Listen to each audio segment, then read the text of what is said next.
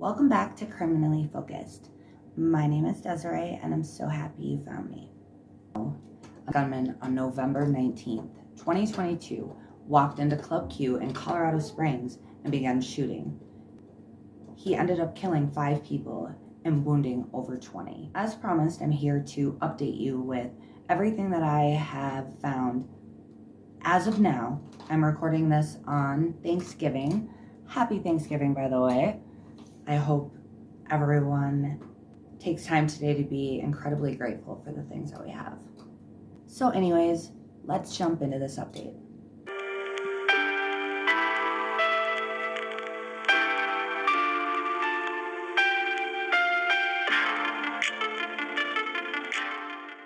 Aldrich is being held without bond tonight. The 22-year-old accused of shooting up Club Q and killing 5 people over the weekend was in an El Paso County courtroom by video for the first hearing in the case today. Investigative reporter Dan Beatty joins us live outside the El Paso County Jail, where the suspect is being held. Dan.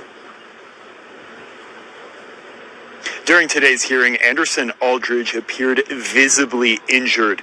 Those suspicions were later confirmed when the Colorado Springs Police Department released the gruesome mugshot. When asked, it sounded like the suspected shooter was having difficulty or troubles getting those words out. Red-faced, and the accused shooter's head leaning on their right shoulder throughout the first court hearing. Suspect accused of shooting up Club Q said 4 words while appearing in an El Paso County courtroom by video conference call from the jail. Did you watch the video concerning your constitutional rights in this case? Yes. Do you have any questions about those rights? No. The suspect is expected to make a physical appearance in a courtroom on December 6th for the next hearing. District Attorney Michael Allen was asked about the defendant's health following the hearing. There was nothing communicated to me that he would be physically incompetent to be here today to participate in this process. As I said, the court asked very specific questions of him about his constitutional rights, and he acknowledged them. So obviously appears that he's physically competent. All right, guys, so there you have it. Aldrich is facing 10 charges. Enough about that monstrous douchebag, and let's talk about the victims and the people that were truly impacted by this tragedy. Whenever there is a mass shooting, it's hard to count the number of people impacted. To the victims that were directly involved, to the community around them, the impacts are life-changing. And for some of the victims, sadly, life-ending. Tonight, let's take a moment to honor each of the individuals who were so violently and tragically stolen, leaving behind a sense of emptiness in this community that will never be erased. Ashley Paul was 35 years old and leaves behind her husband and 11-year-old daughter.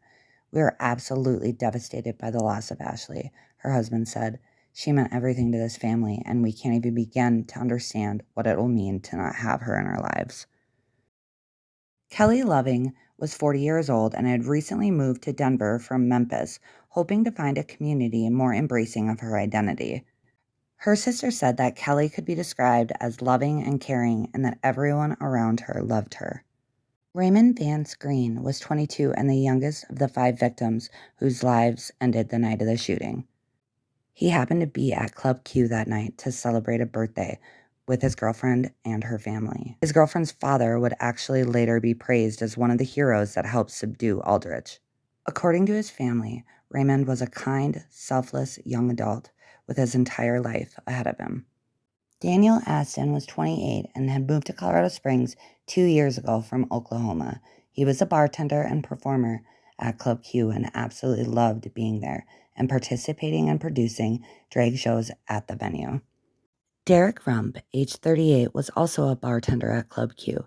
According to his sister, Derek had found a place he loved. She went on to say that he made a difference in so many people's lives and was where he wanted to be.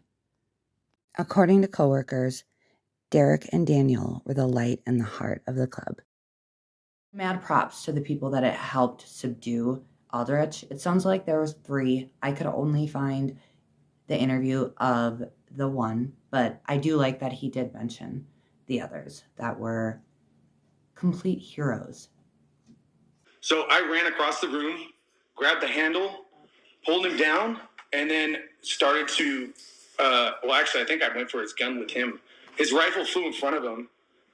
And the young man that tried to jump in there with me, we both either pulled him down or whatever, but he ended up between his armor and his head, and I just started wailing away with his gun.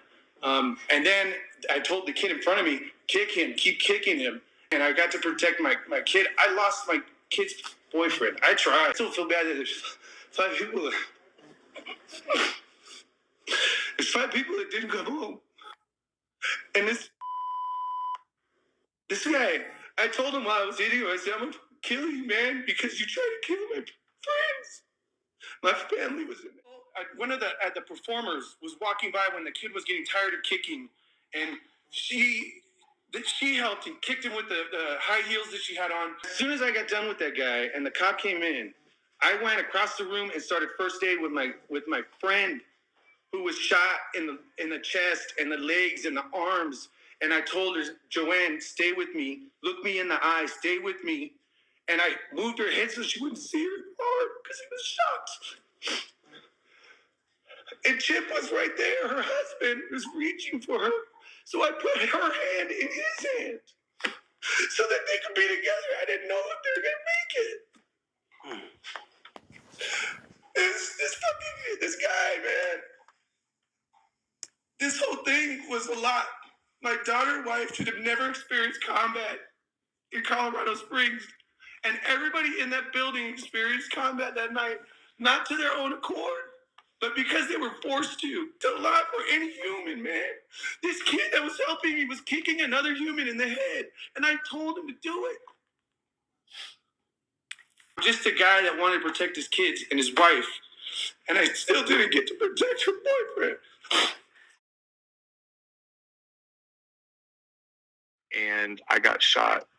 I knew I got shot a few times. I fell down. He proceeded to shoot me. I got back up. I made it out of the back of the club. I had been shot 7 times at this, or 7 times by now. I've been grazed once. I hopped on a table, hopped about a 10 to 12 foot chain link fence, ran about 20 to 30 yards, jumped down about 10, 15 feet off of a ledge, and I ran across the street to 7-Eleven, and where I collapsed. These people helped me.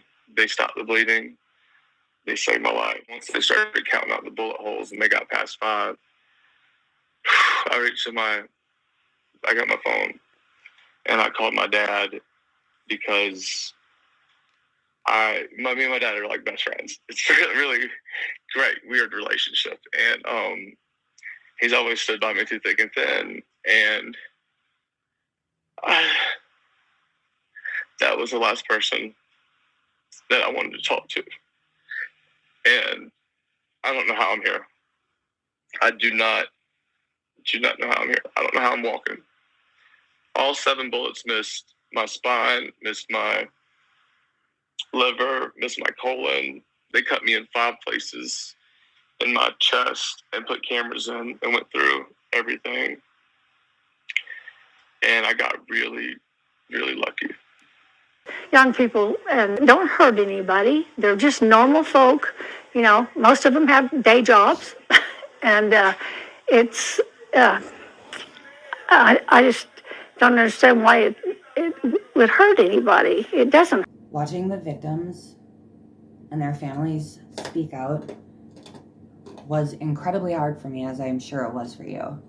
Heart breaks for the families that are going to have an empty seat at their Thanksgiving table today. My thoughts and my prayers go out to them. Guys, until next time, stay safe. Thank you for watching. And again, happy Thanksgiving.